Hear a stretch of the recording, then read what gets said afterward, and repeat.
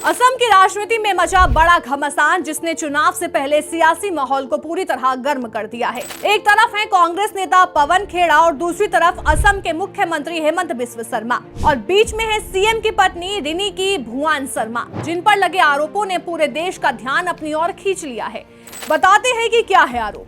दरअसल कांग्रेस नेता पवन खेड़ा ने प्रेस कॉन्फ्रेंस करते हुए गंभीर आरोप लगाए। उन्होंने कुछ कथित दस्तावेज पेश करते हुए दावा किया कि रिनिकी शर्मा के पास 3 देशों के पासपोर्ट हैं। इसके अलावा दुबई में उनकी संपत्तियां होने का भी आरोप लगाया गया और अमेरिका के व्योमिंग में एक बड़ी कंपनी से जुड़े होने की बात कही गई। सबसे बड़ा आरोप ये है कि इन संपत्तियों का जिक्र चुनावी हलफनामे में नहीं किया गया। पवन खेड़ा ने यह भी सवाल उठाया कि अगर ये आरोप सही हैं, तो क्या रिनिकी शर्मा के पास भारतीय नागरिकता भी है, क्योंकि भारत में दोहरी नागरिकता की अनुमति नहीं है। इसी आधार पर उन्होंने सीएम की गिरफ्तारी की मांग की, उनकी उम्मीदवारी रद्द करने की बात कही और केंद्रीय गृह मंत्री अमित शाह से इस मामले में एसआईटी जांच की अपील की है। लेकिन इन आरोपों पर असम के सीएम हेमंत बिस्व शर्मा ने तीखा जवाब दिया है। उन्होंने कहा कि ये आरोप पूरी तरह मनगढ़ंत, दुर्भावनापूर्ण और राजनीति से प्रेरित है। कांग्रेस पर घबराहट और हताशा में ऐसे आरोप लगाने का आरोप लगाया।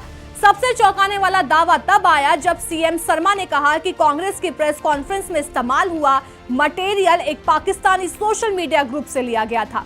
उन्होंने कहा कि पिछले 10 दिनों में पाकिस्तान के चैनलों पर असम चुनाव को लेकर कई टॉक शो हुए हैं और उनमें कांग्रेस के पक्ष में माहौल बनाया गया। सीएम ने कहा इस पूरे मामले में पाकिस्तान लिंक साफ दिखाई दे रहा है और जांच एजेंसियों को इस पर ध्यान देना चाहिए।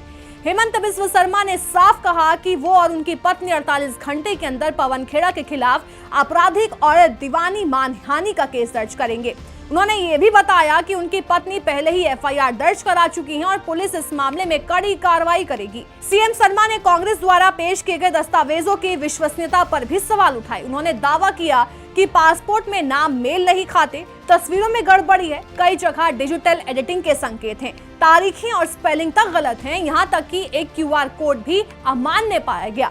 इस पूरे विवाद पर रिनिकी भुवन शर्मा ने भी कड़ी प्रतिक्रिया दी। उन्होंने कहा ये प्रेस कॉन्फ्रेंस हास्यास्पद थी, जिसमें झूठी जानकारी, एआई जनित सामग्री और खराब एडिटिंग का इस्तेमाल किया गया। उन्होंने साफ कहा कि वो इस मामले को अदालत में ले जाएंगे और कानूनी कार्रवाई शुरू हो चुकी है। इन सब विवाद के बीच आपको बताते हैं कि आखिर रिनिकी शर्मा है कौन।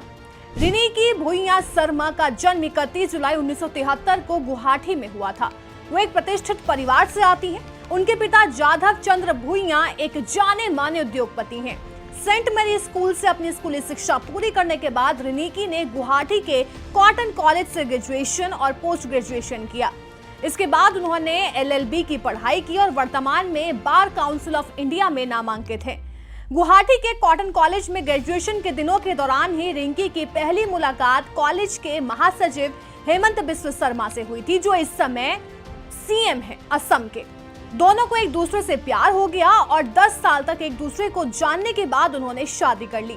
दोनों के 2 बच्चे हैं। बेटे का नाम नंदिल बिस्व शर्मा और बेटी का नाम सुकन्या शर्मा है।